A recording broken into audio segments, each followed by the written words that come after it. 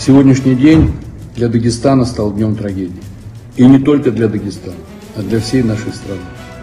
Беспрецедентные по своему цинизму были совершены сегодня террористические акты в отношении культовых объектов.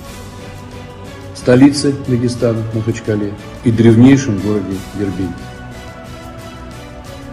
Безусловно, мы понимаем, кто стоит за организацией этих террористических атак.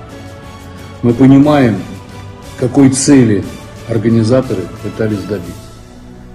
Будут проводиться последующие оперативно-розыскные и следственные мероприятия до выявления всех участников этих спящих ячеек, которые, безусловно, готовились и которые, безусловно, подготавливались, в том числе и из-за рубежа.